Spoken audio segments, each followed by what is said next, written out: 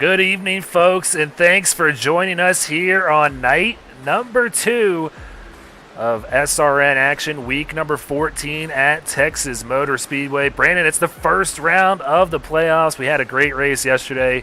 Got an extra playoff lucky dog in with Jeremy Little. We're going to have the same here tonight. Race number 1 out of 3 here in round number 1. Starting it off at Texas, one of our favorite tracks here on the circuit. It's definitely one of the more polarizing tracks. You either love it or you hate it.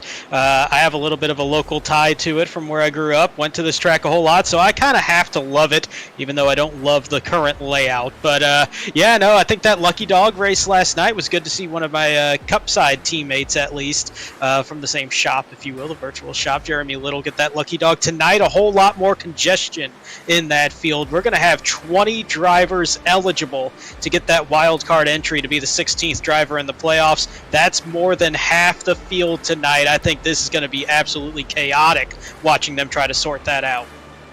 Yeah, so plenty of drivers going to be in the mix. I think we just got an update, like you said, from Sean Griffith. Only 15 in the field so far. Maybe see a couple more show up here later on. Still plenty of time to do just that. But you mentioned 15 drivers in the playoffs. Let's go ahead, take a look at them. These are the drivers that qualified their way in, and no surprise, Brandon, with the season that Ryan Johnson has had to this point. He's darn near clinched his round 10 slot here with a 66-point advantage over Ben Park there. Yeah, that's absolutely it's pretty ridiculous, really. I mean, you got to think about it. There's a possible 96 points that can be won over 2 races. So if he gains 30 on that cut line here tonight, he's already clinched his way into the second round with 2 races remaining. That's going to be a tall task to do, but virtually sitting in a tremendous position. Then you got to go 36 points back to Lane Doyle in second place. Just a huge drop-off. Nobody safe in this format from second on down. Ryan Johnson, virtually pretty safe at this point. But I like seeing these names in red still being pretty close as well. All of them within 10 points of moving their way up into that top 10.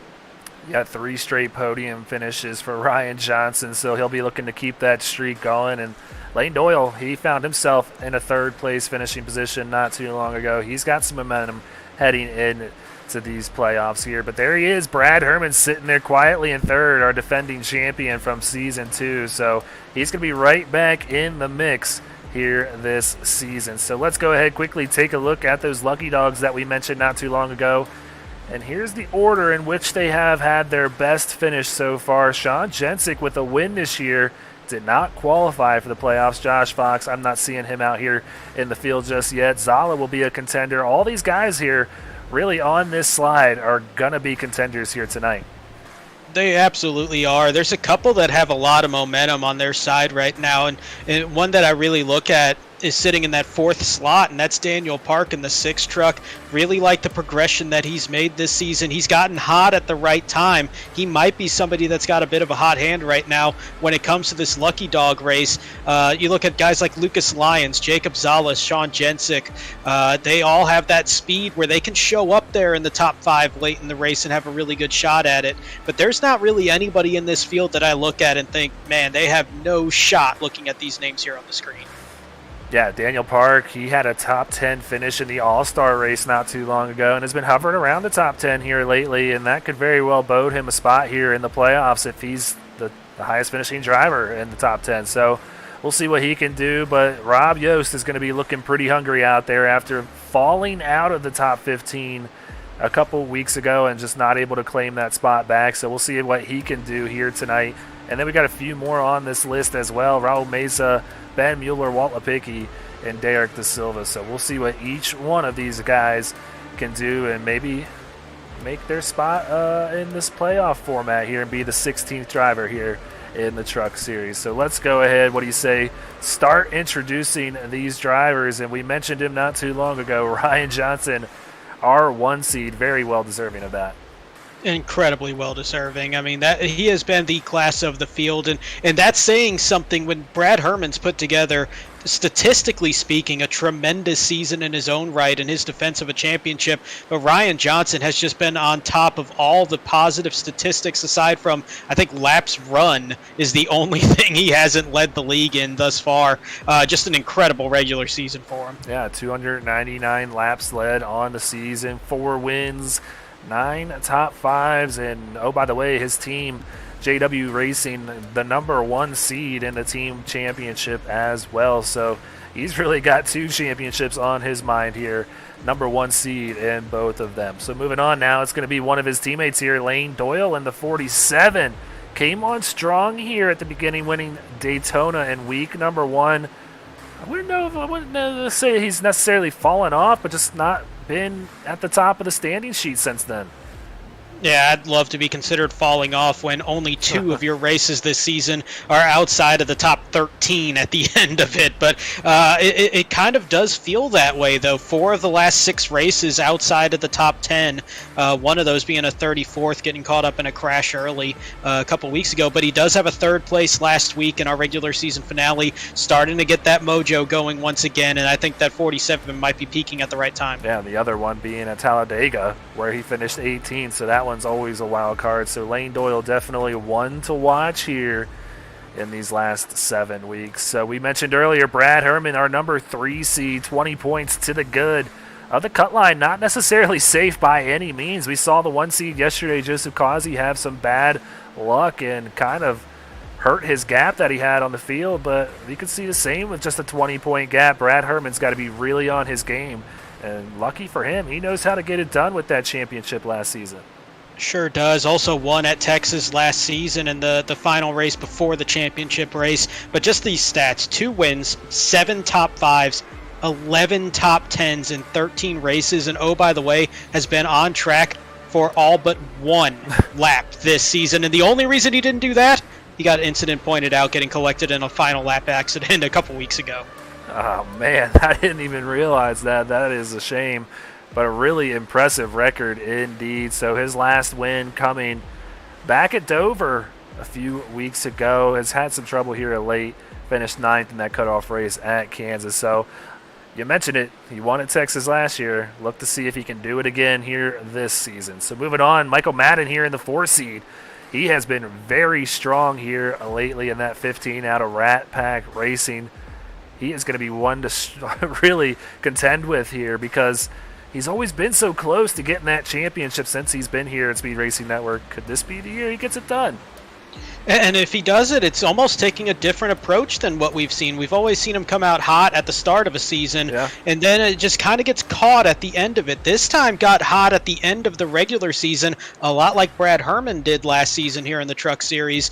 He's led 4 of the last 5 races. He's picked up a win in 2 of the last 6, including at Dover, or excuse me, not at Dover, at Iowa a couple weeks ago. So he's shown this proficiency that he's got that speed back in that 15 truck. And just like I said with Lane, I think it's even more so here with Michael, might be peaking at the right time. Yeah, so 2 wins in the last 6 weeks, like you said, 1 at Iowa, the other being Talladega. So moving on now to the 5 seed, Landon Cardullo out of Jonathan Byer Racing. He has also been one of those drivers that's been very strong here lately, been battling with the likes of Ryan Johnson and Michael Madden, Brad Herman, all these guys up front. Landon Cardullo yet to get that first win on the season, but still very much a contender here in these Truck Series playoffs. And I think he gets hurt by missing 2 of the races. I think that kind of throws the points and the stats off a little bit. But the last 5 races, he's got a 2nd, a 3rd, another 3rd, a 6th, and then he had a 37th place finish at Las Vegas after an incident. But those 4 races, that's 3 podiums, 4 top 6s. He has caught fire here in the final month of the regular season.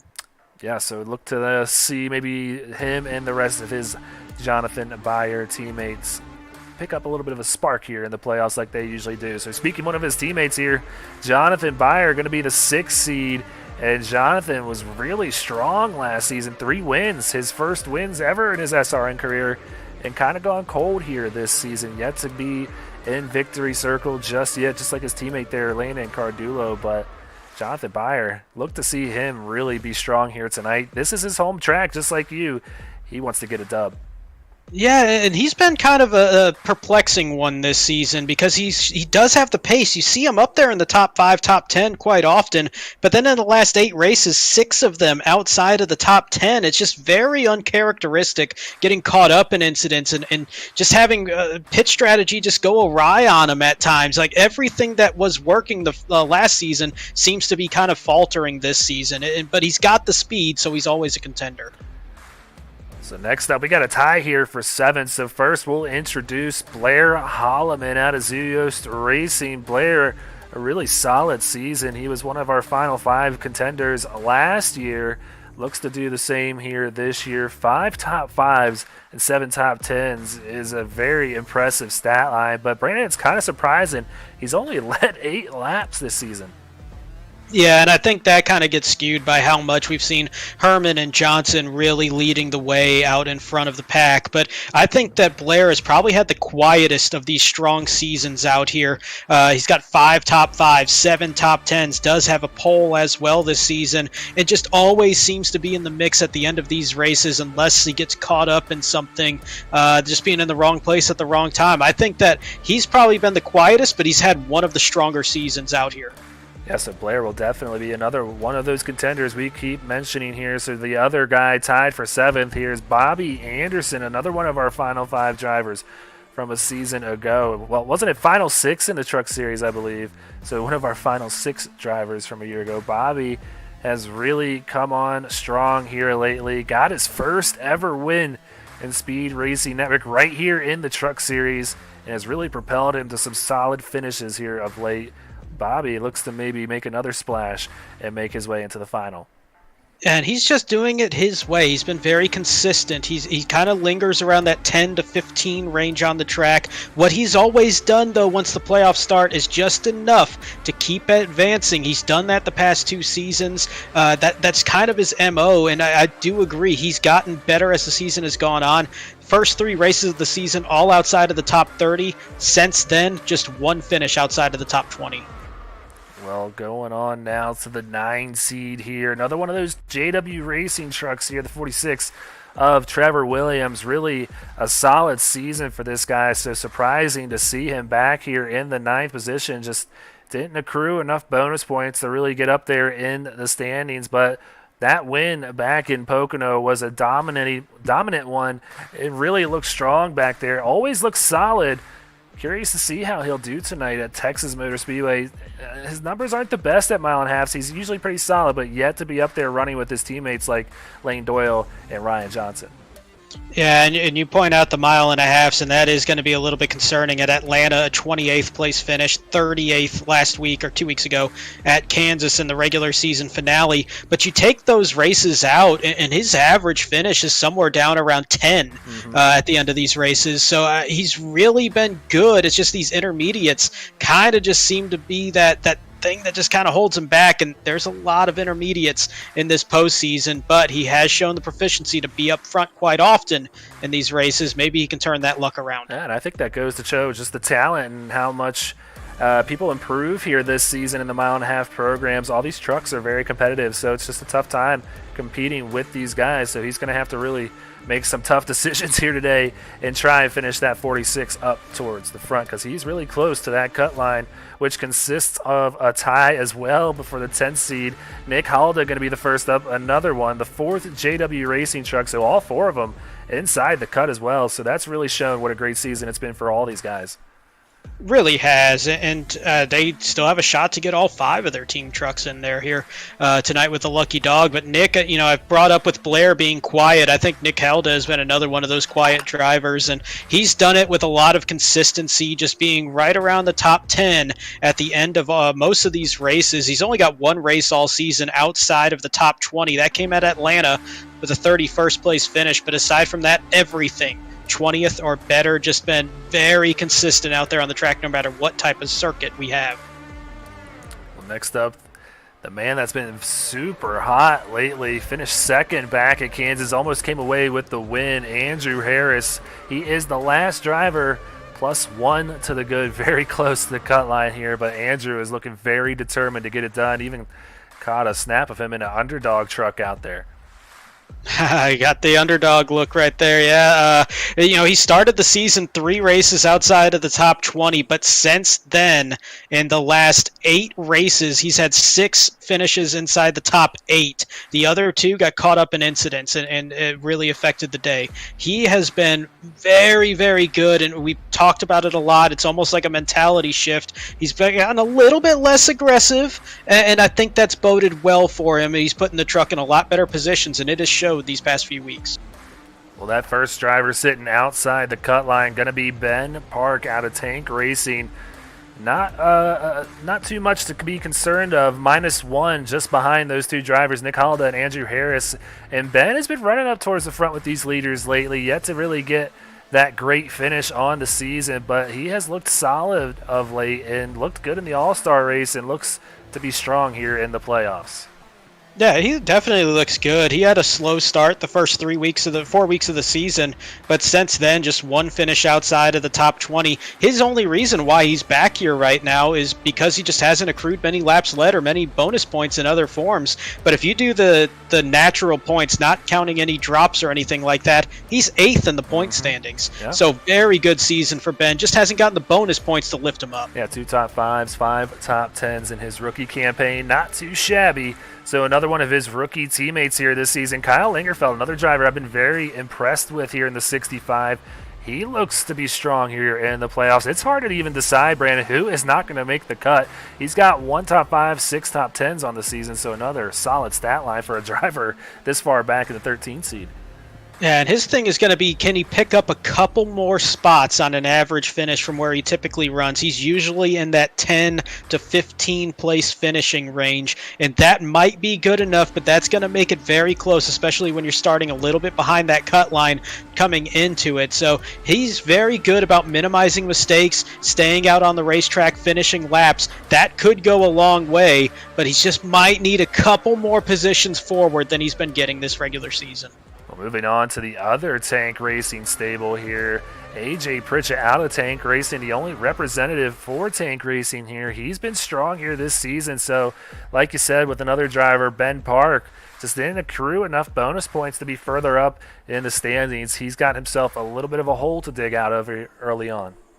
Yeah, and he had 4 top 6 finishes in a 6-race span in the middle of the season. Since then, got a little bit cold, but now he's starting to heat back up with that 10th place finish in the regular season finale.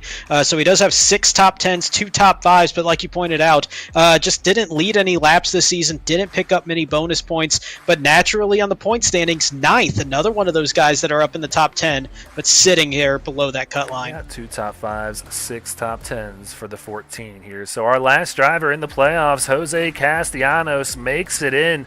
Him and Pritchett tied for that 14 seed, and man, I know you and I are both super thrilled to see him. He's had a good season, 3 top 5s, 5 top 10s, but man, when it's bad, it is really bad. He has had a lot of bad weeks as well, which is why he's this far back. Yeah, to sum up the season, there is only 3 races over the course of the entire season between 10th and 20th in the finishing position. It is either very good or very bad, and that is a dangerous line to be carrying in the playoffs, but he has shown often this season he's got the speed, especially at these intermediate 1.5 to 2 mile tracks. Somebody to keep an eye on, just got to keep that truck out of trouble. Well, it looks like these trucks are starting to get ready to get out there, so that is not the only championship we have. We have the Season 3 Team Championship on the line as well. And there you see round 1 going to consist of Texas, Charlotte, and Michigan. JW Racing is going to go up against Tank Racing here. The 2-seed Dark Tank going to go up against Bobby Anderson Racing there. The 4 and 5 seed going to be Rat Pack Racing going up against Jonathan Byer Racing. And then the 3-6 seeds going Zuyos Racing versus Striker Motorsports. So that's going to be really fun to see how this thing shakes out. And I'm interested to see this 2-7 matchup between Dark Tank and Bobby Anderson. Yeah, I think honestly, I really like all of these matchups, and you bring up the 2-7. I think that's going to be a really good one. My eye really just draws to the 4-5. I think naturally, but those two teams, Rat Pack and JBR, just so level over the course of this season. Still have guys with a lot to run for right now. I think that's going to be a really interesting race right there. Well, let's go ahead. What do you say? Get on out there to the track. They're getting ready to head out there. The pace car almost got all these guys in a row here. We're back out here at Texas Motor Speedway tonight, and it's going to be a good one, Brandon. It certainly is, and last season we saw a tremendous race that had Brad Herman taking the win before getting to the championship race where he also won the title. But I think we were surprised at how the style of racing, it feels like a pack track. It's an intermediate, but it might not necessarily be that because of the way that this thing works out. So take a look at it right here. Don't look too far up because I did not update the Kansas Speedway to resemble Texas Motor Speedway. We're here at Texas tonight. Don't just ignore that. So Ryan Johnson going to be your pole sitter tonight here at Texas with a time of 30.252. And, man, just like yesterday, the runner-up to the pole here, Landon Cardulo, just 0.003 of a second off. That's kind of wild to just see that. And then Michael Madden, 0.009 of a second off of the pole time. So very close times here up towards the top. Madden going to be in third. Andrew Harris starting in fourth. And row number 3, we'll have a couple more playoff drivers with Bobby Anderson and Blair Holloman. Row 4, we'll see our first and only Lucky Dog contender in the top 12 with Sean Jensick starting P7. Trevor Williams will be on the outside in 8th. Row 5, Brad Herman, the defending champion and race winner, starting in 9th. Ben Park rounding out the top 10. And in row 6, Kyle Lingerfelt on the inside, Lane Doyle on the outside. Yeah, so the next closest Lucky Dog contender going to be Lucas Lyons back there in the 13th position. So Jensick with a little bit of breathing room here tonight. So Brandon, let's go ahead and pick it. Who you got to win the race and the Lucky Dog? So for the race, I got to take a little bit of a pass here and take a soft one, but I'm going to say Brad Herman. He's so good at the intermediate tracks, won here last season. I think it's hard to not go with the 85. For the Lucky Dog, I'm going to take a shot. It's boom or bust, but I'm going to go with Lucas Lyons starting in that P13 position. Okay, I like it. Well, I'm going to go ahead and take my 2 picks in one and say this man right here, Sean Jensick, wins the race as well as the Lucky Dog here tonight. He's going to get it done in that number 29 Premier Racing Setups Ford F-150. Not a bad pick. Already that win at COTA earlier in the season. See if he can do the Texas two-step here this season, pick up that second win and get his way into the playoffs. I could definitely see that happening. Well, 95 laps of green flag action, hopefully, ahead of us here. Night number 2 at Texas Motor Speedway gets underway with the Silverback Tax Solutions green flag.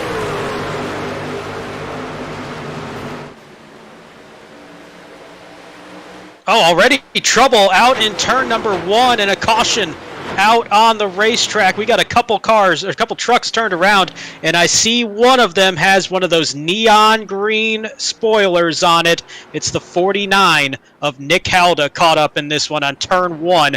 Very similar to the very first turn on the very first lap of Cup Series action ever in real life at Texas.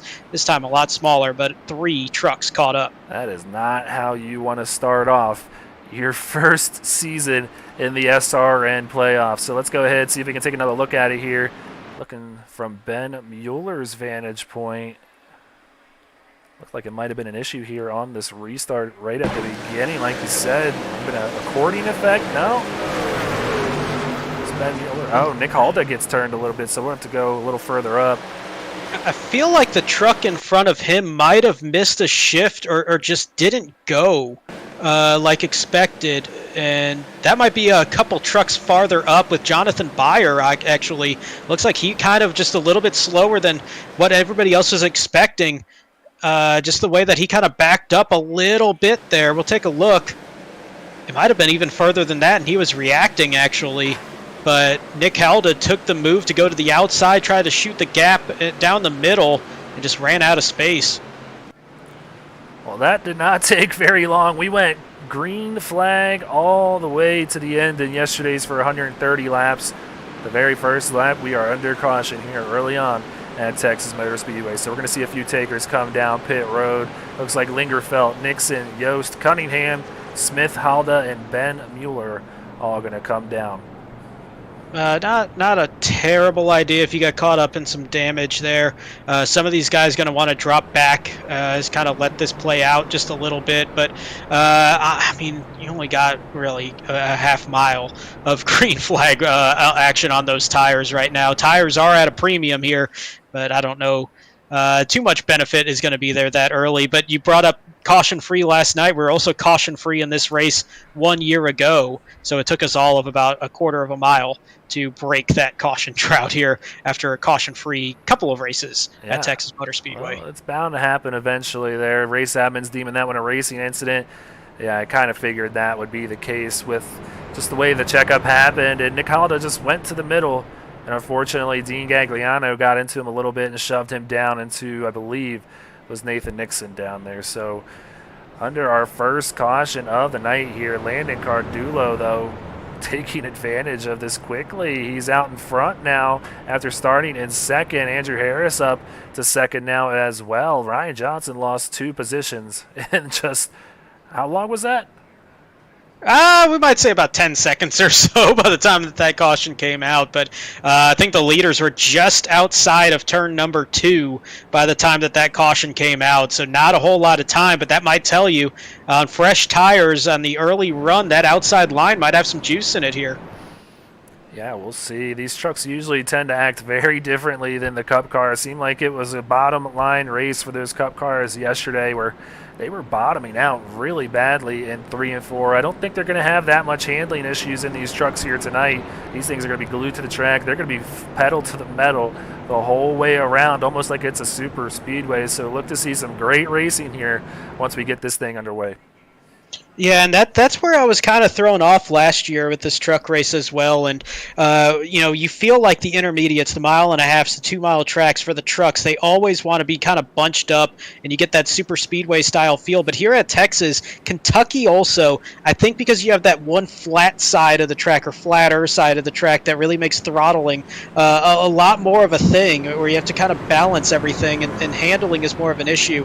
I really think that this race could get a little bit more spread out, similar to what we saw last night.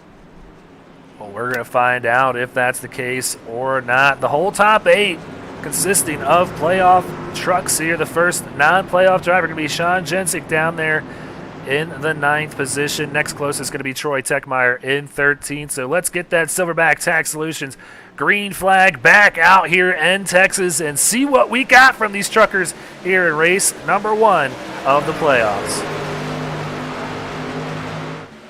Much cleaner start this time. Everybody looks like they're going to get through turn 1 as they run all the way down to that bottom line as best as they can through 1 and 2. That should be the preferred line with how much flatter that side of the track is compared to 3 and 4. 3 and 4, more options, a lot more speed as well, but you could be seeing 3 wide racing in these trucks tonight there. That truck slow down low there. That's Taylor Smith. He's out of the way, all the way in the back now. Seeing a lot of people getting some shout outs out there, and one of them in particular going out to Andrew Harris. A lot of fans out there watching him here tonight, and look at him go. He's up to second and chasing down our leader. A very special paint scheme on board Andrew's car here tonight. He unfortunately lost his mother last week, and you don't ever expect to lose your mother at the age of 47, unfortunately. So just want to let this whole Harris family know that we are thinking about them here at Speed Racing Network. And you know what, Brandon? Why not, with 87 laps to go coming up here, we're going to take a nice moment of silence.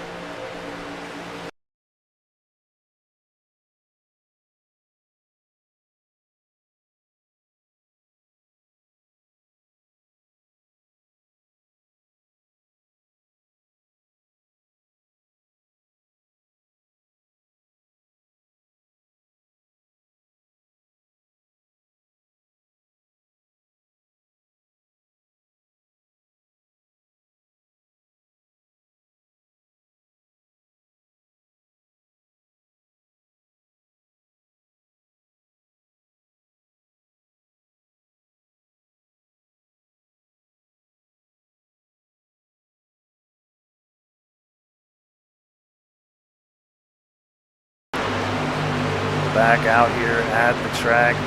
Andrew making his fans out there in the chat proud. He is really on the bumper of this 13 of Landon Cardulo. Yeah, he's been running really well here in the early going of this race and really kind of just taking his time and not really forcing the issue there. This is a track that early on in these runs really punishes tires, and you might not notice it immediately, but 20 laps, 30 laps later from them, you definitely feel the effects if you push it a little bit too much. And he's going to make that move to the outside, see if that sticks in 1 and 2. And if he makes that work by himself, that might open the floodgates for a whole lot of trucks to try that tonight. It doesn't look like he's going to be able to carry that momentum. He's definitely exploring, which is what you can do with this first set of tires. Why not? You know, you have, I'm imagining this is going to be a 2-stop race, right, Brandon? You're my numbers guy. Yeah, it should be a 2-stop race. It's going to be a stretch to make it to 1 stop. They're going to need some cautions there. I would imagine that they're going to try to break this up into thirds pretty much. Well, maybe getting a message there in his radio saying might want to calm down a little bit. He lets the 48 go on by as well. It's going to settle in here in third position. But take a look, Sean Jensen getting up here now in the mix as well. Further on back, he's up to 7th and bringing Trevor Williams along with him here in 8th. Ben Park right behind them in the 9th position. And then a little bit further on back, we got Jose Castellanos and Lane Doyle battling side by side. Yeah, you see a sea of neon green spoilers and windshield liners there up at the top. That indicates who are our playoff drivers right now. Everybody else without it, for the most part, is a lucky dog contender. Anybody with, I believe it was 8 or more starts this season out of the 13 regular season races eligible for that. And one of those trucks in that mix is the second lucky dog runner right now. As we see the lucky dog leader, Sean Jensick, about 6 spots behind is Lucas Lyons in that gold and black truck there, running in the 14th position. Yeah, so Lucas still very much in the mix here in that number 7 Kitty Cat Coin machine, the Chevy Silverado playoff lucky dog contender, right on the bumper of another one now who's just in front of him. That's Troy Techmeyer. He's also a contender here as well. So this is a very important battle on the track right now for 14th and 15th. Yeah, and between these 3 drivers that are up there for the lucky dog right now, Jensick, Techmeyer, Lyons, you're looking at 7 top 10 finishes. You're looking at a few top 5s. You're also looking at a win in Sean Jensick's case. So these are drivers that weren't far off of making it into the playoffs, just needed a little bit more luck or maybe just a little bit more performance as well. Just coming up short, but no shock that they are in the running for it here. Oh, tight moment there, Blair Holloman and Bobby Anderson. Yeah, they almost made contact, 2 playoff drivers right here as well. Both needing good runs here, and they are not wanting to give up this 5th position, but looking like Blair Holloman is going to have that position to where he might be able to clear him. Not able to this time on the exit of 2, but still hanging strong. And these are 2 very classy drivers out there. They're trying to give each other as much space as they can despite the tight moments there. Oh, Blair catching the apron a little bit, and you can see him kind of throttle back just a little bit there. He could have had a much better run there being on the inside, but doesn't have it. Does get a good run down that front straightaway, though. Maybe a little side draft pulling Bobby back, and did a good job there to get clear going into turn 1. Well, it makes sense why these 2 are tied here with 8 points to the good on the cut line. These 2 cannot get away from each other, so they need good runs. Like I said, 8 points is not safe, and you want to build on that lead. So these guys both having great runs so far. Blair up 1 from where he started. Bobby -1. They're just swapping positions, but Bobby quickly under attack here from this 46 machine. And he's going to have to be careful here if he's starting to lose a little bit of time, because just behind these 2, there's a pack of about 6 trucks that are just absolutely screaming down the racetrack right now with some good racing. As we watch Landon Cardulo and Ryan Johnson, speaking of good racing, these 2 side by side, this for the race lead. Andrew Harris going to be sitting back there thinking, all right, who do I go with? Yeah, I don't know, and he's really flirting with danger here, because if these 2 make contact, he's not going to be able to move in time, but he goes with Landon Cardulo. Landon clears Ryan Johnson, and now Andrew's got his own battle here with Ryan Johnson now for second. Not able to clear him with the momentum of the 48 on the exit of 2. Yeah, and I think part of that was, and we've seen Andrew really liking that outside and that late entry into the turn where he kind of sweeps it down. He was kind of pinned down there tight to the inside. Oh, wow, tight racing here. But yeah, I think they just got a bad angle there and kind of got tight in 1 and 2. And speaking of tight, that's the style of racing right here. As we got Ben Park in 9th, Jose Castellanos in 10th, Jonathan Byer in 11th, couple more trucks behind them all in the mix as well. This has been some of the best racing on the racetrack here for the last handful of laps. Yeah, so 5 drivers that you could practically throw a blanket over. These guys really racing hard further on back here. Ben Park out in front of all of them, and you can just see how hungry they are. They are right on the bumper of this number 8 Dark Tank racing machine. And also Dark Tank, the fantastic year, the 2 seed, going up against Bobby Anderson Racing. So keep an eye on those team racing matchups too here as well. Oh, without question. And Dark Tank, remember at the start of the season, they were kind of the secondary team for tank racing, and then they show up in second place and overall in the entire league. Got a little bit of trouble back in the pack. I believe that was Kyle Lingerfeld that just caught with a slide out of turn number 2. He saves it, keeps it straight, and we stay green, but that's going to cost him a few seconds on the track and a lot of tire wear as well. Yeah, 27th now, and the lowest running driver in the playoffs. Nick Halda just ahead of him in 24th. So not what you want here for Kyle Lingerfeld. Plenty of time, though, to rectify whatever just happened. He can make his way back up. Has looked really strong all season long.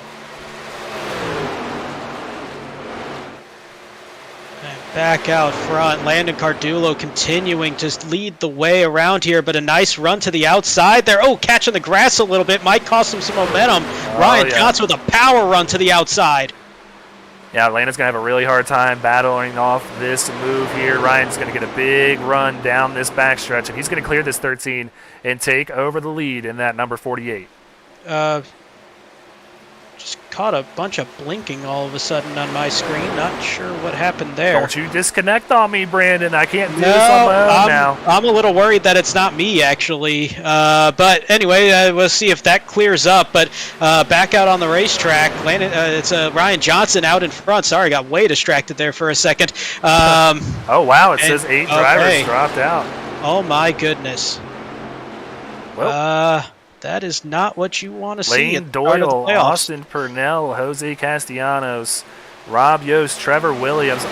There are 4 playoff drivers here. Blair Holloman, as well as Taylor Smith and Connor Cunningham. So a mix of drivers that we were seeing up front now disconnected and 3 lucky dog contenders that are all around the top 20 as well. Not sure what happened. We've seen it before where there's been some providers that have issues, and that causes it. Not sure if it's that or iRacing or what's happening there, but highly unfortunate. Not really sure what to say now as we continue to watch this side-by-side for the lead. Landon Cardulo trying to retake that lead and does here across the line. Looks like he's going to be clear going into 1 on Ryan Johnson. Yeah, unfortunately the show goes on for us until we are told otherwise here. So Landon Cardulo now out in front, takes the lead back from Ryan Johnson. Andrew Harris still hanging on very closely to these 2. Michael Madden back there in 4th, as well as Bobby Anderson in 5th. Yeah, so that unfortunate break for 8 drivers is going to open up some opportunities for several others right now, whether it be in the playoff points or for the Lucky Dog race. And in fact, that Lucky Dog race, look at that pack on the left side pylon right now from 12th down to 18th. Most of that group, all contenders for the Lucky Dog. I believe it was just James Kerr that isn't one of those for not having the minimum amount of starts. And then throw in Techmeyer and Jensic both in the top 6. We've got a handful of drivers all up for that Lucky Dog within the top 18 right now. Yeah, it's a very big list. I had to shrink it up a little bit, so get your glasses out. And you can see everybody that's contending here tonight. A big list here on the line to try and get that last spot in the playoffs. Right now, Jensic has been the leader in that category the whole night, currently up to 6th. But Troy Techmeyer starting to edge his way up here. He's up to 10th, and he's a veteran here in SRN. Been here for a few seasons now. He knows how to get this done as well. So look to see that 32 battling out with this 29 possibly. Yeah, this is going to be pretty interesting how this is all going to play out. And man, I'm still caught off guard by how tight this race for the lead has been since the start. And these three right here, Cardulo, Johnson, Harris, really proving to be the class of the field. Yeah, so Cardulo holding on to the lead. We got a battle back here for 6th, I believe, though. Actually, yeah, 6th place. This is Jonathan Byer trying to take it away from Sean Jensick. He's going to put a power move on him. Jonathan Byer up 11 positions from where he started in 17th in a hurry. We've only turned 29 laps, Brandon, and probably only 24 or 23 of them have been green flag laps. This dude's flying through the field right now. Yeah, and he was very strong last season in this race. Believe it was a 3rd place finish for Byer. And this might be the thing that he needs to really get back into the swing of things. It's been a struggle for him in the second half of the season, and really all season long, uncharacteristic, even though he's been in the top 10 all season long. But yeah, I mean, he's just putting together a good run. Texas might be what he needed to get everything going again, because he is looking very strong tonight. He's up to 6th, looking for more. Next in line would be Bobby Anderson. So don't want to take my eyes off the battle for the lead for too long, because Johnson's still knocking very aggressively on the door of Landon Cardulo. Landon doesn't want to see him or hear him or anything. He wants to get away from this 48, but these two have been battling side by side, bumper to bumper, it seems, all season long. And it's gotten kind of edgy at times. Right now, though, very respectful racing, very hard racing. This is what we want to see between these two guys. Yeah, I can't imagine that anything that some of the things that we saw over the regular season would carry over at this point. So much on the line here. You kind of have to reset everything. But the thing I'm kind of wondering right now is going to be, when do people make their pit stops? Because I think you're going to see a lot of trucks really try to break this race up into thirds.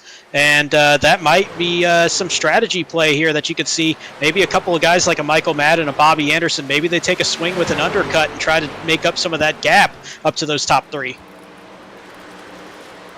So seeing a few of the guys that unfortunately got disconnected make their way back in. Lane Doyle is back in this race and turning laps out there. Connor Cunningham as well. So a few of these guys able to get back out there on the track. So we'll see if any of them else can get back and see what we can get done here tonight. Seems like it might be an iRacing issue. I don't know what's going on.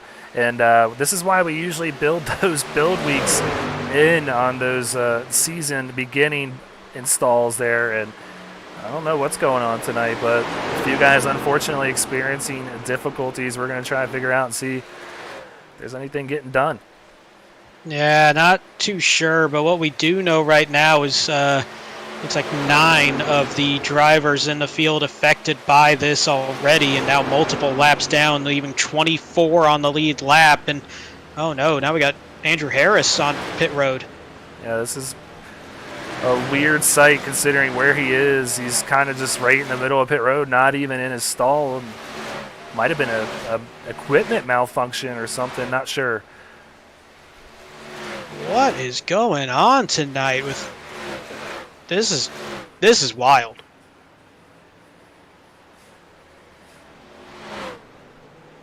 Gets it going again. It looks like, just to me, like something's going on equipment wise, and he's testing something out. I'm not sure. Keep an eye on him, see if he gets back out there. But Andrew Harris, who was a front runner here, now experiencing issues as well. I got nothing now at this point. I don't even know what to say for some of these, but like you said earlier, show goes on. Tough break for a lot of drivers, but what we do know is still out in front. It is Cardulo and Johnson. Michael Madden, Jonathan Byer kind of just quietly sitting there about 3 seconds back, looking to capitalize from them. But Sean Jensick with a pretty stout lead as we get to this first pit stop cycle when it comes to that lucky dog. Seeing Bobby Anderson coming down pit road now as well. Kyle Lingerfeld now coming out of pit road. So we've had a few other takers as well. Walt Lipicki, I think he's one of those drivers that has taken that drop as well. Yeah. So, yeah. Then Nick Halda, Nathan Nixon both pitting on lap 2. So they're going to be pitting around the same time as well. Just kind of got off sequence with the rest of the pack. So the lead still very much contested between Ryan Johnson and Landon Cardulo, but getting to that point where we're going to start seeing pit road pick up here. Lucas Lyons now coming down pit road. And he's going to be the first of the immediate Lucky Dog contenders to make his way to pit road, coming in from what looks like I believe he was in the 14th position when he decided to come down pit road. So he was running 4th in that Lucky Dog race. At this point, it's still currently being led by Sean Jensick, who's now going to move into 4th as Ryan Johnson comes down pit road. Yeah, so we'll see the leader, or who was battling for the lead, the first guy in 2nd, come down pit road, and I have to imagine that is going to make Landon Cardulo waste no time. Probably see that 13 come down this time. Yeah, there is no benefit to an overcut here at this point in a run. You're only going to pick up maybe a couple extra laps, and you're just going to get burned by that undercut. So he does the right thing, comes in 1 lap later, responding as quickly as possible. Nice, clean entry onto pit road. This one, not the most difficult pit road, but we have seen it bite some people because of the speed that you carry out of turn number 4. But Michael Madden going to pick up the lead, and with that, a bonus point that will always go a long way here in the playoffs. Yeah, I can't ever preach about the bonus points enough. I mean, they offer them up here. You got to go for them. Snag them up when you can. So Michael Madden now out in front. 2nd place going to be Jonathan Byer. And there you see Andrew Harris is back out there on the track. I really believe it was something's going on equipment-wise with the 87. Yeah, and I'm not sure, where some of the drivers are. You never know if there's a storm in an area where a lot of drivers are located, or if there's just some power issues within a region, or iRacing's having an issue. But there's been something going on.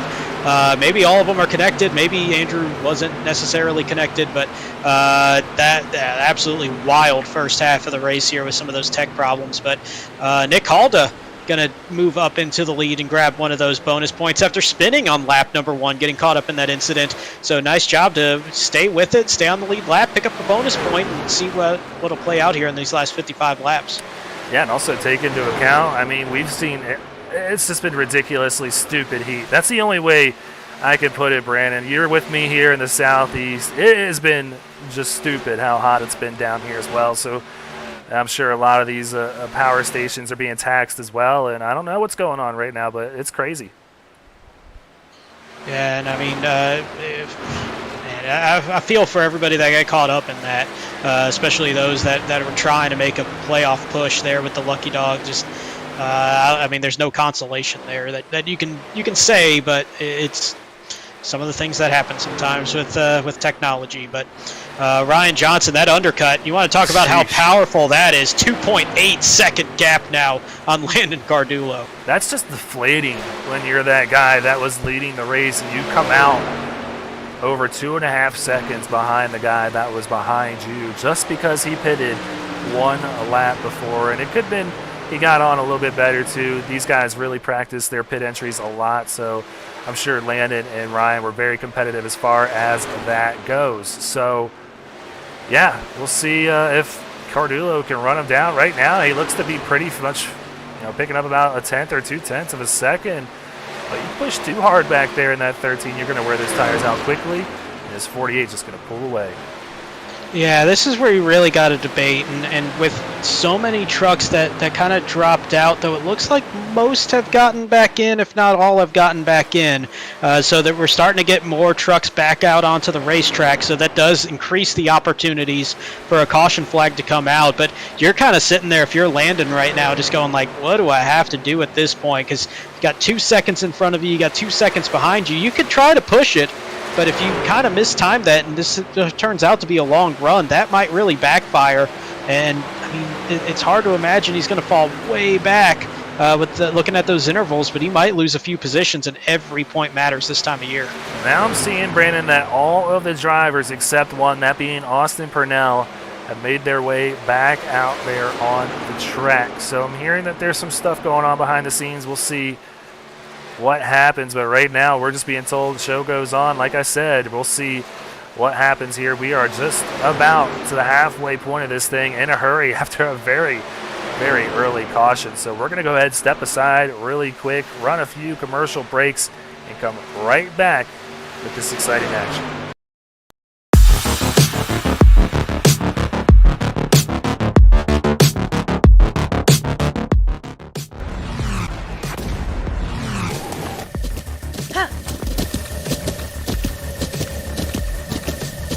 With the Butt Kicker Gamer 2, what you see and what you hear is what you feel.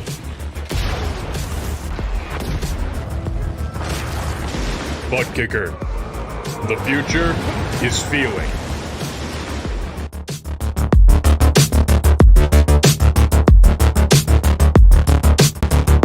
Silverback Tax Solutions specializes in dealing with IRS tax problems. If you are receiving threatening letters from the IRS, or if the IRS has placed liens or levies on your property, Silverback Tax Solutions can help you find relief. We have worked with hundreds of people to resolve their tax problems. If you're behind on filing your taxes, it's never too late to get on the right track. Silverback Tax Solutions can help with that also. Don't let another night go by where you lose sleep worrying about the IRS or your taxes. Head over to www.silverbacttax.com or call 662-996-4357 and contact an enrolled agent today. We can help you gain peace of mind and deal with those problems for you. Want to be a part of an established league on iRacing? A league that's competitive, fun, and above all fair? Look no further than Speed Racing Network. Originally known as Mid-South Madness, SRN has evolved into a league that can bring the best out in any given driver. Drivers work their way up through the ranks to hopefully one day call themselves a champion of Speed Racing Network. If you're interested in joining, don't hesitate to reach out to league admins to claim your spot today. Maybe you'll end up in the history books. If you're interested in becoming a sponsor in Speed Racing Network, feel free to head over to www.speedracingnetwork.com and reach out to an admin today. And as always, remember to go faster. All right, well, back out here. As you can see, we're under our second caution of the night. Looked like an issue with Taylor Smith and a few other of the JW Racing drivers. So we're going to go ahead and try and pull that up on the Sparkle and Shine mobile detailing rec replay. Just give me a little second. There we go. There's Taylor Smith, slow on the front straightaway. Looks like Trevor Williams just gets into him there after. Oh, wow. That was way worse than I thought. Yost, really close call there. So not sure. We're going to go back a little bit. Taylor was very loose around this whole turn. He caught the apron.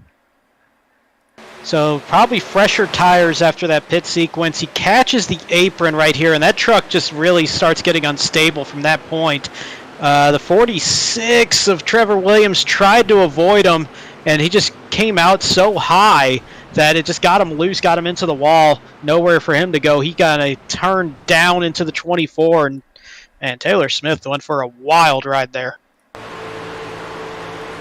Here's the onboard for Rob Yost, who just barely missed this spinning truck right in front of him. Oh, my goodness. That'll wake you up there, seeing a truck like that. That was a kind of Joey Logano, Bubba Wallace kind of feels there from Talladega a season ago. Bout had that truck land on his hood as close as that was, but man, Rob did a good job of avoiding that one. And seeing a big shakeup here now with Raul Meza taking the point after he stayed out on 8-lap old tires. He's one of the playoff contenders for that lucky dog, so he's taking a shot at it. The bonus point's not going to apply here. It's just whoever the highest finisher is among the lucky dog contenders. Yeah, and I mean, he's only got an 8-lap difference on the tires, so I mean, obviously he's not going to be as competitive as those fresher tires, but I mean, the guy started in last. He started in 33rd, and now he's at the front of the field, so I think it's a great decision, maybe trying to make his splash and a Hail Mary. And we've seen these Hail Marys work out before here on SRN. So Raul Meza, our leader here. You know what? I like taking the shot there. You know, what I was telling one of the drivers last night.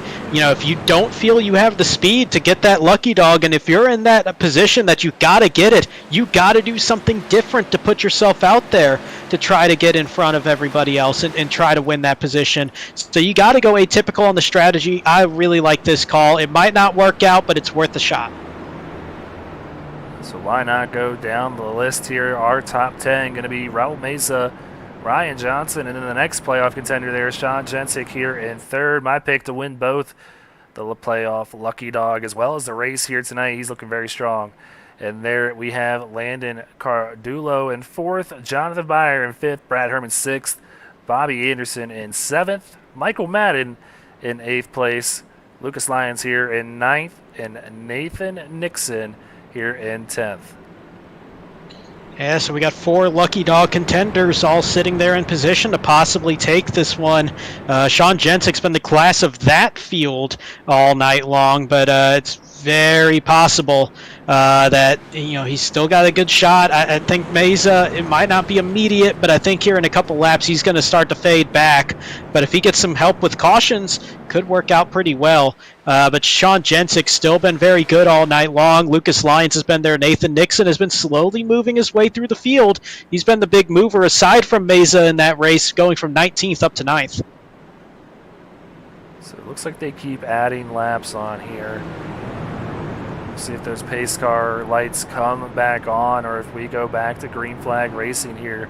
Currently off as they head into turn number 1. A lot to sort out here behind the scenes. We're trying to get updates as much as we can from Striker Griff, that being Sean Griffith. I don't know why I just called him. Brandon, I got a million things going on in my head right now. I just literally There's too much going on. His Discord head.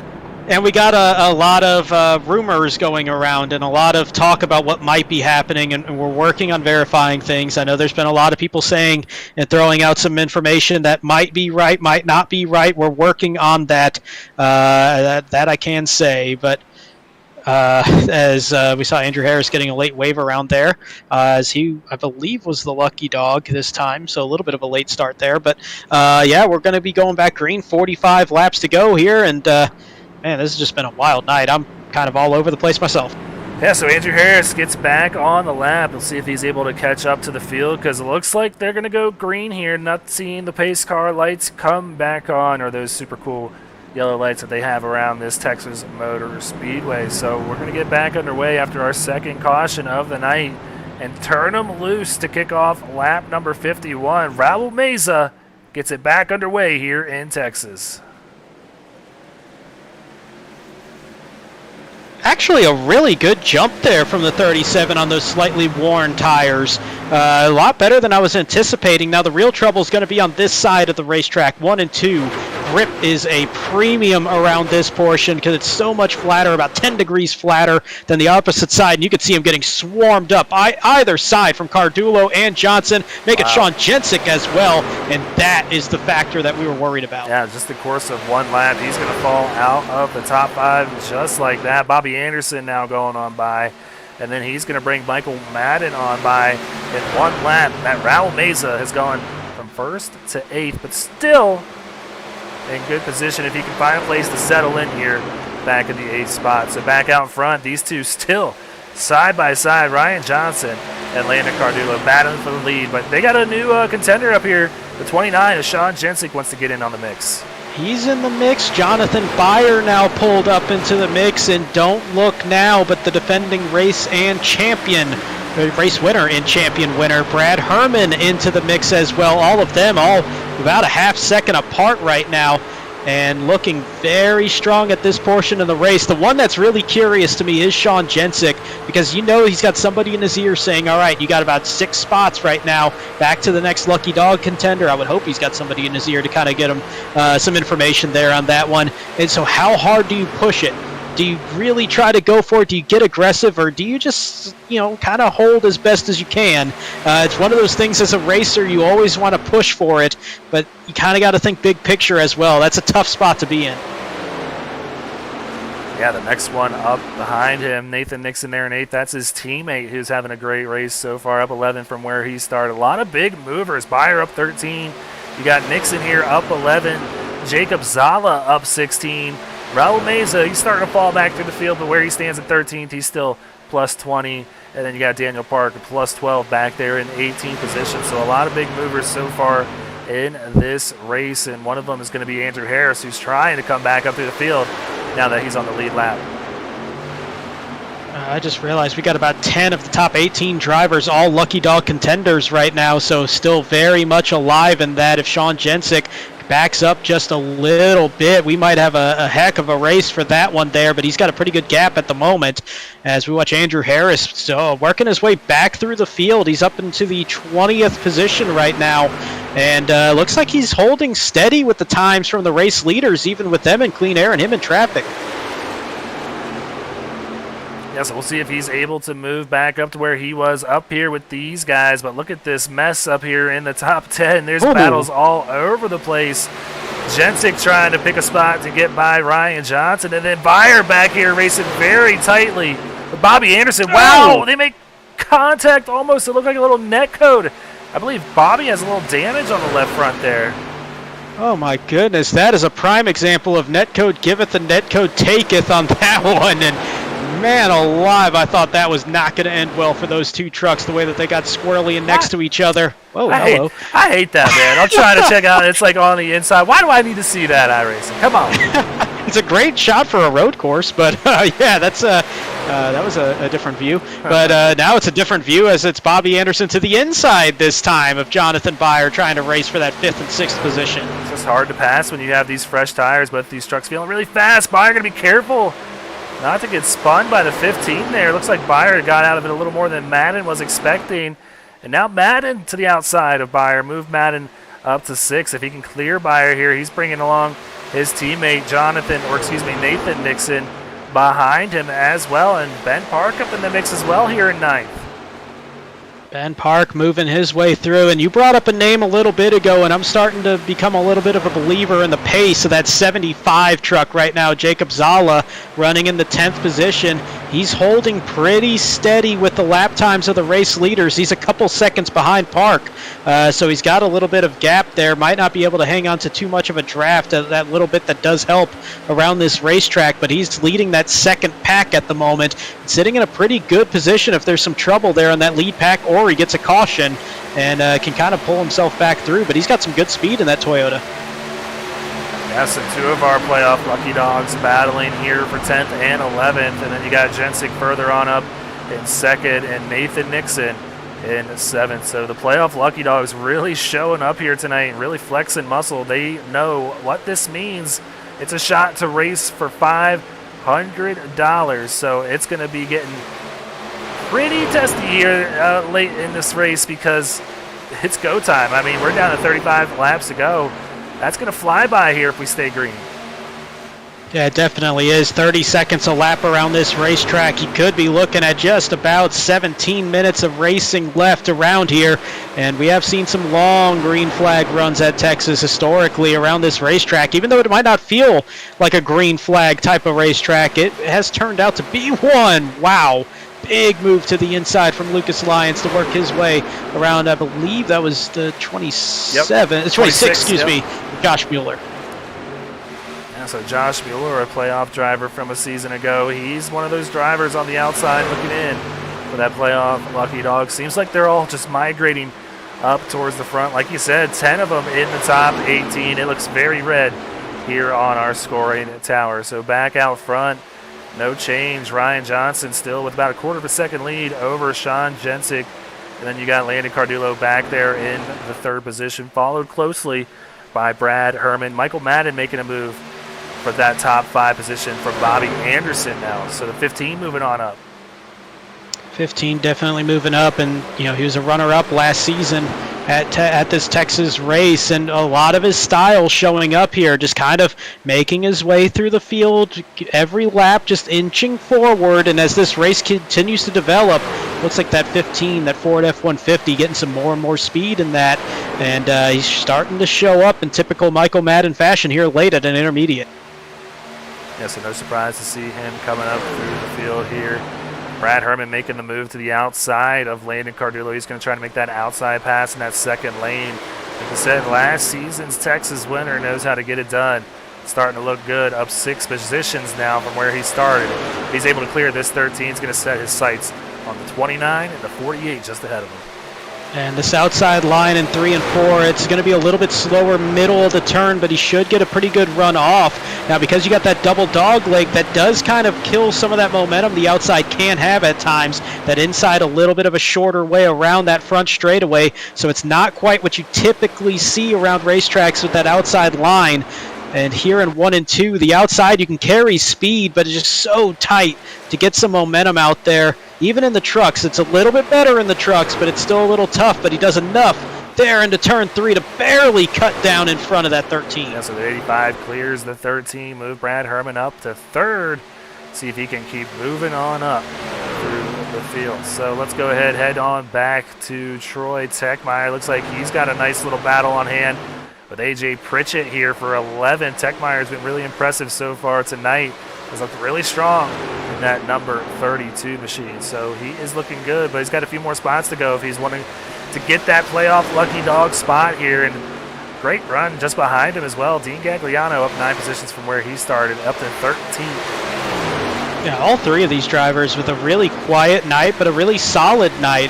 Throwing AJ Pritchett as well, the one playoff driver in this group of 3, and that's kind of what AJ Pritchett's done all season, just quiet and strong as he's just outside of the top 10. But for Techmeyer, sitting there in the 11th, or excuse me, the 12th position, but 4th among the Lucky Dog drivers, and he knows that Sean Jensick about 6 seconds ahead of him, 5 seconds ahead of him. It's going to take some work there to try to make up enough time to catch that Lucky Dog position as we get into the final third of this race.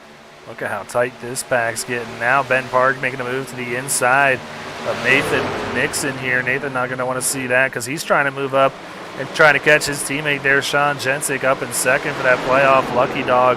A lot on the line here tonight. These guys battling for points for the playoffs and trying to battle for that one spot left to make the playoffs. So, wow, look at that move by Nathan Nixon to shut off the door there into turn 3, and he needs to get by Bobby Anderson now. Makes the nose to the inside. He's going to have a good run here out of 4. Not sure if it was nose to the inside first or nose to the tailgate first, but it was close either way. But Nathan Nixon definitely letting Bobby Anderson know, hey, I don't got time to play back here. I got to get around you, man. And he's trying his best, but that 18 actually hooking the outside really well right now, and he's actually going to slam the door on the 98. Now Nathan going to have Jonathan Byer to the inside of him. Byer going to look to make the pass here for 7th. But the 98 looking very strong. And Ben Park saying, oh, hey, don't forget about me. I'm just waiting to see what you guys do. I want to come along with y'all. So a big pack here of drivers trying to make their way up to the front. But they got to sort it out amongst themselves first. That they do. And another thing to sort out is when you're going to pit. And we had our first taker onto pit road. Lucas Lyons going to be the first one down. He's going to overshoot just a bit. Nice recovery, though. Not going to lose a whole lot of time. Don't hate this call to try to undercut it with 25 laps to go. Entire field still has to make a pit stop, and I think Lucas might be baiting a lot of drivers. I'm starting to hear a little bit more chatter about pit stops coming up. Oh, I mean, if nobody goes with him, he's going to get a big time gain, and it just gets to the point here with 25 to go. If you start getting down to 20 to go and the 18 to go, you're running out of laps to make up that difference. And once those tires start to equalize out, you're going to start losing that gap that you're gaining on these drivers. So I definitely expect to see some takers. And here you go, Bobby Anderson going to come down now. Amazingly, the only one this time by. So well, they're both teammates, I believe. Yeah, so that was really interesting to not see more people make that move just yet. I think maybe some people are wondering if we're going to see another caution out here. So Zachary Bergeson also making a pit stop. He was already 1 lap down at that time. So on the lead lap, just 2 of the trucks out of the 21 at that time coming down pit road already. And you're right. I mean, you get to the point, you get deep enough, it's going to be kind of a long shot to see anybody really catch up on time. There's a pretty heavy fall off, about 1/10 of a second a lap. But, I mean, if you wait another 10 laps or so, you might not have time to make up that difference. Well, looking at this pack, still battling back here for the 6th position. Now Nathan Nixon getting on by. And Jonathan Byer trying to take that 6th position now. They can't figure out who wants to be 6th. They all want to be 6th.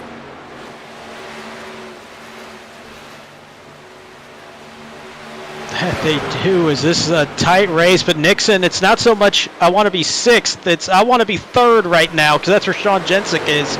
And he's trying so hard to make up that run, make up that time, and it's just so hard to try to get up there because you're really wearing out those tires. He's got to make up 4 seconds in the process. If anybody's going to try and undercut, I think he's the prime candidate, but he's kind of locked out right now on the outside. Yeah, I don't know. He's got to really work to clear this 66, but Jonathan not going to give up. He wants to win here. Like I said, this is his home track. He has a lot of pride for winning in Texas. So a big battle that is not sorting itself out right here for the 6th position. And Jensick losing a position now to Brad Herman. So Jensick falling back closer to his teammate Nixon. Nixon knows this. By the way, great run, I should say, for Rat Pack Racing. I just realized they have a truck here in 3rd, 5th, and 6th, so they're going to be really faring out well in that team championship battle. But, I mean, don't count out Jacob Zala either now. He's up to 7th after that pass on his teammate, Jonathan Byer. And I feel like Byer at that point said, you know what, I've used up a lot of these tires here in this pack. I kind of want to get out of that for a second. Let my teammate here in this Lucky Dog race try to get up there a little bit farther during this run. And I'm still a little, oh, hello, as Nathan Nixon looks like he's going to come down to pit road. So he took my advice, but it was a little bit dicey there for a moment. Jensick in as well, so Zala going to pick up the Lucky Dog lead, and his hope right now is going to be caution, caution, caution, see if he can trap everybody a lap down for the most part.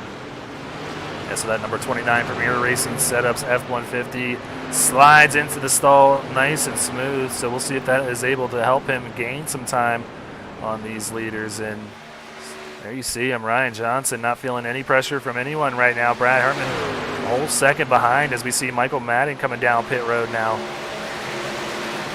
And Madden coming down pit road. That's going to leave Johnson, Herman, Zala, Byer, Gagliano as our top 5. And I think we're going to see most of them make their way down pit road. And I'm wondering how this is going to play out for some of those early pit stop takers, though, because they're going to get a big run on these race leaders that are continuing to stay out on some pretty worn tires at this point. They all came down on lap number 47.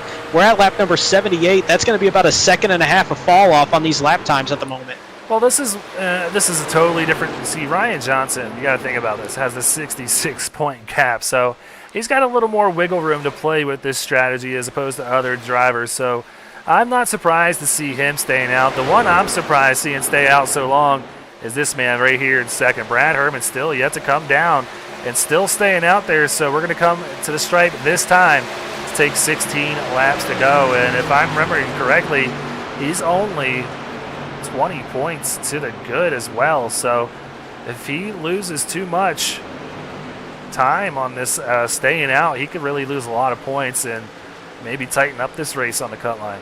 He certainly can. And talking about drivers staying out, you look at Mueller, Gagliano, Dan Park, Troy Techmeyer now coming in. But the other 3, Mueller, Gagliano, and Park, I like that idea. Stay out as long as possible. They got undercut. You got to try something different. You got to hope for that caution to come out, trap everybody, because there's only 6 trucks on the lead lap at the moment. Yeah, so the top Lucky Dog contender right now is going to be Dean Gagliano here in the 45 out of JW Racing. Do they get all 5 of their trucks in? If the race ended right now, the answer to that question would be yes, Brandon. But we still have 15 laps to go here, and you can just see the speed differential as Landon Cardullo blows on by the 45. And I'm not, it sounds insane on a 31-second lap around this track, but that fall off is about a second and a half, if not closer to 2 seconds. Wild drop-off times here as we see Ryan Johnson. Oh, wow. Starting to lose some of that pace there, and I think he's starting to signify that he's going to come down pit road because he wanted no part of drifting up towards the outside. He wanted to keep that thing pinned down. I mean, look at the times right here. I mean, Sean's been catching up to him by just over a second each lap, and now with just 13 laps to go once Johnson crosses the stripe, and I mean, you count in an extra lap too to warm those tires up, he's going to have maybe 12 laps to run down that gap that Jensick was able to gain. So curious to see how this all plays out. One thing I know is it's going to be good. almost just had a race-changing moment, and this is one of the men that almost had it. Him and Jacob Zala. It was Daniel Park and Jacob Zala. Zala was unlapping himself, and that was a very close moment as they were side-by-side through 3 and 4. Almost contact. Both got loose. Both saved it, but that almost shook up this race in a huge way. Daniel Park opting to still stay out, takes the stripe to go 12 laps to go in this one. Getting those bonus points where he can and knows what's on the line. He might be trying to stretch this thing out. Not sure if that's going to be possible, but right now he is the current playoff lucky dog. So see if it works out for him. Right now it's going to cycle out to Jensic just like I thought it would, with Anderson behind him. Anderson pitting 5 laps before Jensic. And then Michael Madden, who is going to be about 3 seconds behind his teammate here at Rat Pack Racing. You have to cycle all the way back to about 5 seconds to find Ryan Johnson back there. So that is a big gap with 11 laps to go. Yeah, we went from all the drivers that were just hoping and crossing their fingers and toes and eyes and everything that you can cross, trying to think of a caution. Now that the drivers are hoping that there isn't a caution at this point. Most notably Sean Jensic, because if this thing stays green, he is in a beautiful position on this racetrack. As Dan Park may be coming down pit road, there he goes. So Sean Jensic going to pick up the lead. Yeah, so Ben Park is going to lose the lead unless he gets a miracle caution here or something while he's on pit road. But yeah, playoff lucky dog contender and having a great second half to the season. Daniel Park on pit road. So that's going to cycle the lead out to Sean Jensic with just 10 laps to go. There you see it. Ryan Johnson has cut the lead down to 3.9 seconds. It's not a matter of if he can get by or to him. I think that Johnson will catch him, but I just don't know if it's going to be enough time to make the pass. That's going to be the hard thing to get done here. Yeah, he's going to have to pick up about 35 hundredths of a second a lap. That's not out of the question with the difference on tires. They got about 6 lap difference. I just don't know if he waited too long. It's going to be tight. You can see it already. Picked up about a half second that last time by. 0.8 this time by. Now Jensic did have to work his way around some lap traffic. You can see the fall off of about 0.3, so that might have been a little bit of an anomaly there, because he did kind of catch Connor Cunningham at a bad point entering turn 1. But that is a huge difference as Johnson gets around Herman, that for the 4th position. Well, yeah, all that matters now is how hard is it for Johnson to get by these guys, and he's going to go right to the outside of Landon Cardulo now with 8 laps to go. And to make that pass look easy, and then he'll only have 1 left, but that's going to be Jensic's teammate of Michael Madden. I have to imagine Michael is going to be one of the harder drivers to pass out of these guys. He's going to want his teammate to try and come away with a win here as the team championship is on the line. They want as many points as they can get, so don't take your eyes off this 48. Now down to just 2.1 seconds, and that gap is shrinking. It's definitely shrinking. This is going to get tough, and I know there's going to be some thought of, all right, it's 7.5 seconds just about back to the next lucky dog contender. If you lose the lead, it's not that bad, but remember, you get into the playoffs with the lucky dog win, but you also carry your points over from this week. You carry bonus points into it.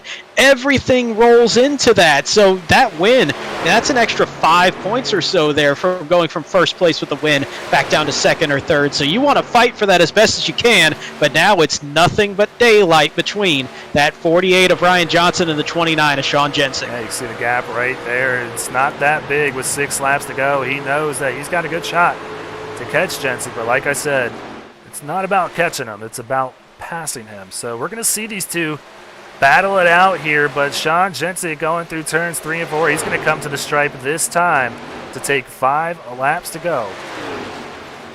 And I'm just watching that interval on the pylon just tick, tick, tick, tick away about 100th of a second every second on the racetrack. It feels like it's starting to slow down a little bit because Ryan Johnson's going to start fading on those tires a little bit himself and have that drop off, so they might be getting closer to equalizing, but it might be a little bit too late for Sean Jensic there now, because that's about 0.4 of a second he's going to pick up this lap. Yeah, well, and he's got lap traffic ahead of him too, so we'll see if that hinders his shot at holding on to this lead. 4 laps to go, the lead down to 3/4 of a second. So the driver in front of him right there going to be Trevor Williams. He's going to let him go.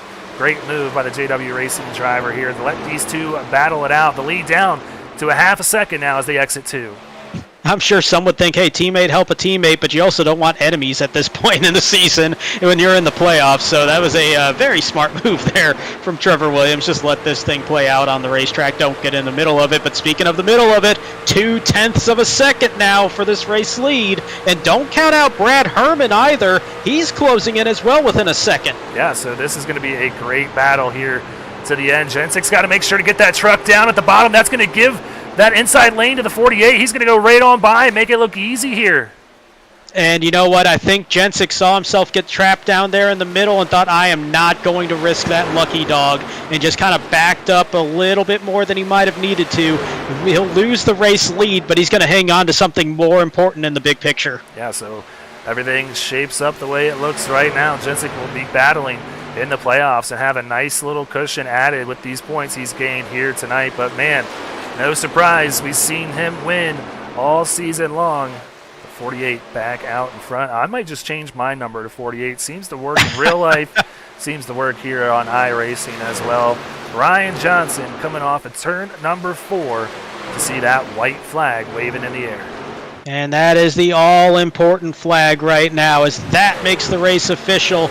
Caution or checkers will end it this time by. It's a 1-second lead for Ryan Johnson over Brad Herman. 1 and 2 in the race, pretty much 1 and 2 all season long as we start this playoff. Yeah, so Herman gets by. Jensik moves up to second. That puts Jensik back to third. Madden and Cardulo rounding out our top 5, but he's just got one more turn to go. Ryan Johnson with a stellar night here in Texas. Kicks off the playoffs with a bang, winning here in Texas.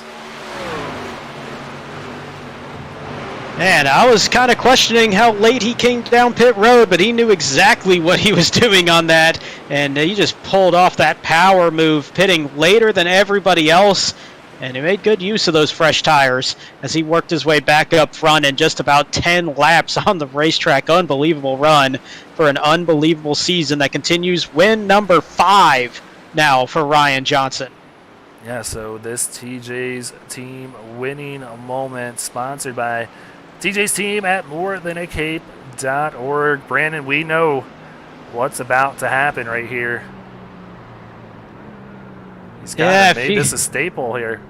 And if you can do it on a road course, I don't think Texas is going to be any problem. And he's getting smoother and smoother with that transition into the legitimately backwards victory lap around the Texas Motor Speedway.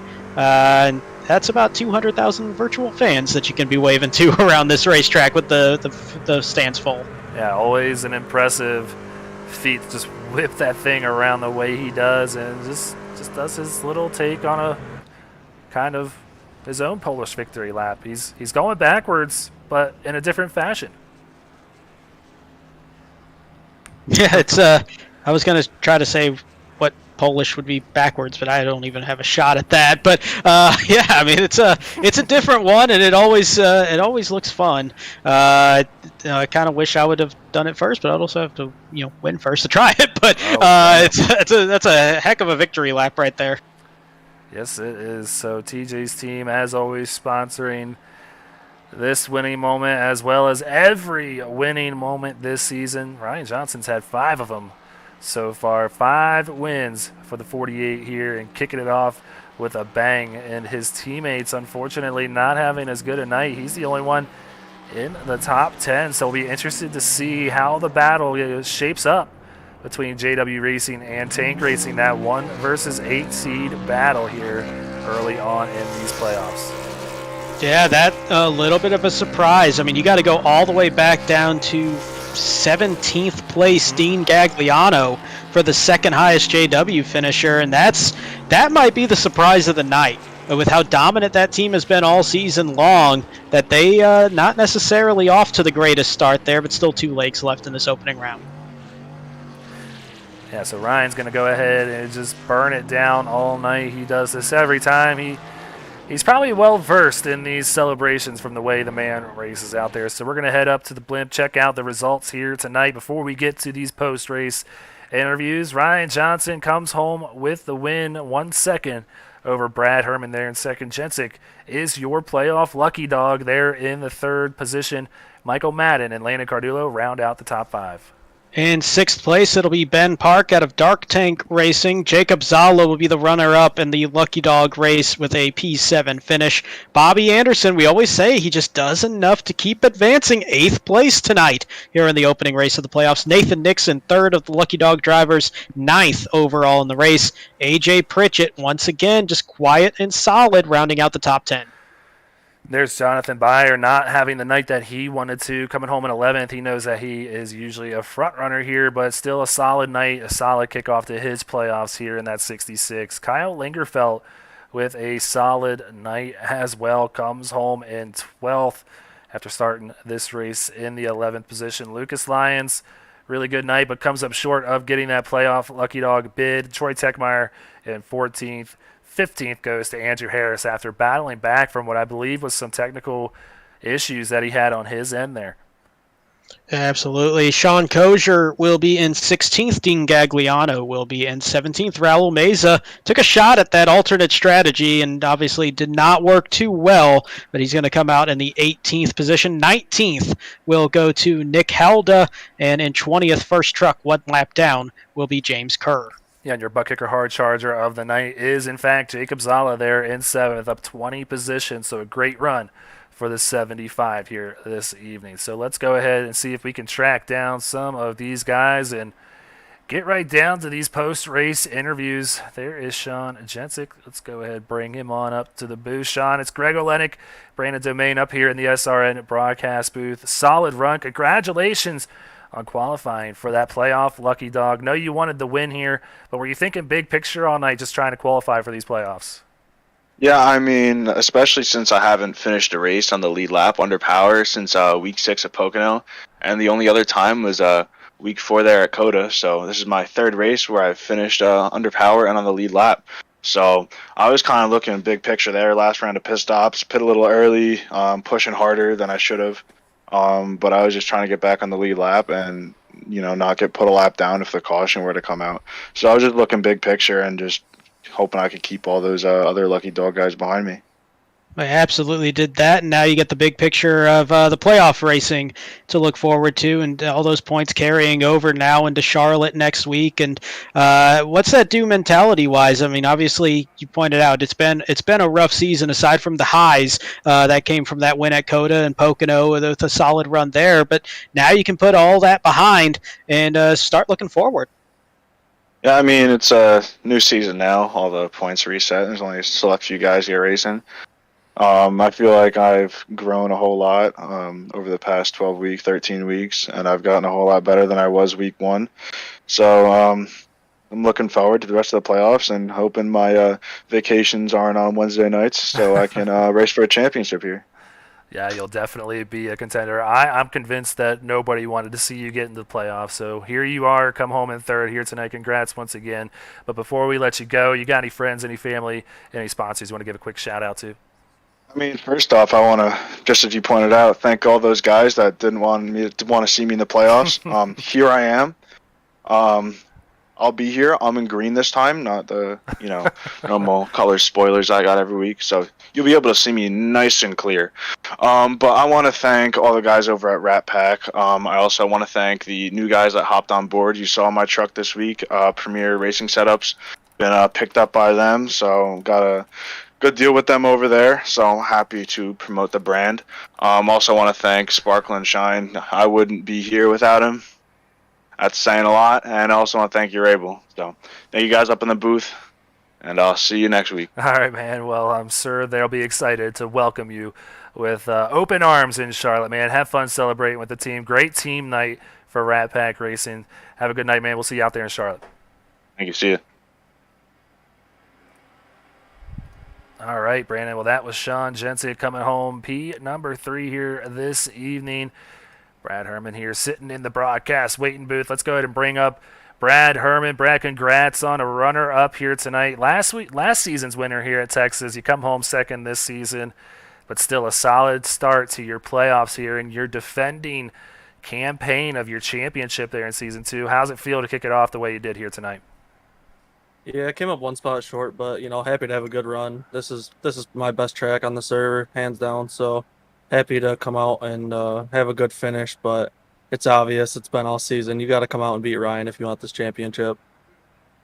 Yeah, it's so crazy because last season we were talking about this in pre-race about how you kind of ramped up into just being at the absolute peak of momentum once this regular season started. This season, you've been one of the two best drivers all season long, and it's kind of just like it's carried over from last season. But you got Ryan sitting there that just continuously just seems to be right there with you, if not just a little bit ahead, if you're not a little bit ahead. It's been amazing watching y'all two all season long. What's that like, having this championship defense while you have somebody so competitively close with you all season long? I mean, it's frustrating at times, but it's good to have somebody pushing you to make you drive better and think more about your strategy and whatnot. Yeah, I couldn't agree more. I've had a few of those guys myself, you being one of them when we were back in our console days. But, Brad, before we let you go and get ready to get started on your practice for Charlotte next week, got any friends, any family, any sponsors you want to give a quick shout out to? I thank you guys in the booth and all the admins for putting it on every week. Gotta thank Zuyos for having me aboard this year. Been enjoying racing with them and what they do. And that's about it. Well, hey, man, we certainly appreciate that. We look forward to seeing what you can do next week when we get out to Charlotte. Good luck and have fun celebrating the rest of the night, man. All right, thanks, guys. Enjoy your night. All right, Brad Herman coming away with P number 2. But let's go ahead and get to the man of the hour, that being Ryan Johnson. Ryan, are you getting tired of talking to us at this point? Your 5th win on the season, kicking off the playoffs here, right where you left off in Kansas with the win there as well. 2 wins in a row. How you feeling about Charlotte? Let's go. Honestly, I was looking forward to Charlotte more than Texas. I don't know what it is. Me and Brad were just talking about it. I don't know what it is about Texas, but it's like every time we come here, you gotta relearn how to drive the track, even no matter how many times you've driven it. And it was another learning experience again in practice. But us JW guys in our practice, we got to get it in. Yeah, man, perfect way to start the playoffs. You gotta be good enough to get in the playoffs, and then you pretty much have to be just as good to get through the playoffs. And then, of course, that final race, what matters most, and that's what we're trying to get to, is myself and us as a team. So I gotta mention that I was completely wrong. I was thinking that you and Brad actually both kind of waited a little bit too long on that pit stop, and y'all obviously proved me wrong on that one. But what was your thought process with that final pit stop when, I mean, you see everybody coming in around around 70 to 75, somewhere around there. You kind of hung out for another 10 laps. Obviously the winning strategy, but what was the thought process in that one? Oh, man. Well, Justin usually sits the box for us every night. And we started getting into our window, and it was shrinking and shrinking. And I was watching the laps, and I was watching Brad. We were kind of going back and forth with around a second gap, and around 20 to go, I was telling Justin, I'm like, I think we need to pit soon. And he's like, not yet. And as soon as I heard Brad come over the radio, he said he was pitting.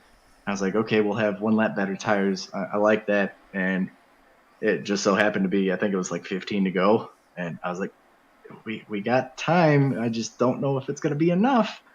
And yeah, we got through traffic just good enough. We were able to stay out of trouble and just work our way back up there slowly. Well, Ryan, before we let you go and get you back down to victory lane, you got any friends, any family, any sponsors you want to give a quick shout out to? Yeah, of course. Everybody at JW Racing, owner Justin, my teammates, Rogue Energy, use code JW Racing, Maxon Industries Incorporated, Merritt Mechanical, Rufus Sport MMA, Saloon Door Sports, all my family and friends, all the admins in this league, you guys for broadcasting, all the drivers. Hope I got everybody. He's getting pretty good at this point, Brandon. 5 wins on the season, a few other podiums as well. So, congrats once again, Ryan. We'll see what you can do next week. Race number 2 out in Charlotte. Appreciate it, guys. Hope to talk to you.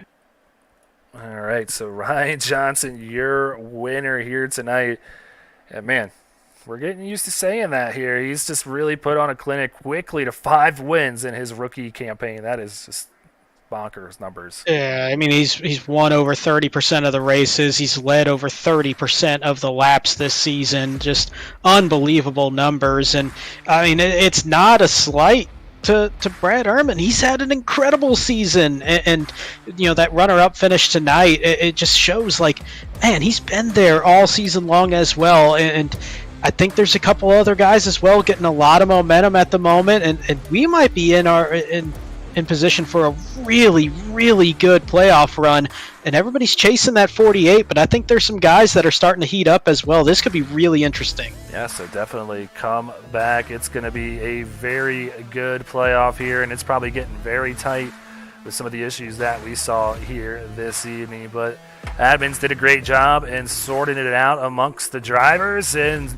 we have a race in the books, one we didn't think we were going to have for a little while, but night 2 in the book. So 1 more night to go. Brandon, you're going to be battling for that lucky dog. This is my favorite track out there on the Xfinity Series. You think I could talk Sean into taking over tomorrow, and maybe I could go out and play? Hey, you know what? If it means that you would help me, I would absolutely say that. But no, I mean this is going to be really interesting. It's way different than what we saw on the trucks and really what we saw on the Cup side yesterday, and how the Xfinity cars handle around this track, especially around 1 and 2. I think you're going to see a little bit more spread out racing, a little bit more precarious in how these cars get around there. So you might see some more cautions as well. And I think when it comes to that lucky dog, we got about 14, 15 drivers that are up for that. I think maybe even a little bit more than that. So we saw some chaos tonight. I think we see even more tomorrow.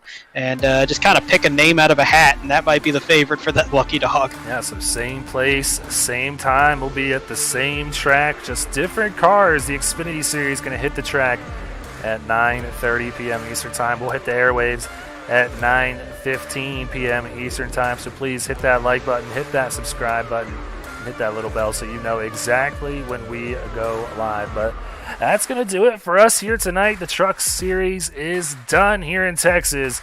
Ryan Johnson is your winner. From all of us here at Speed Racing Network, we wish you all a good night and go faster.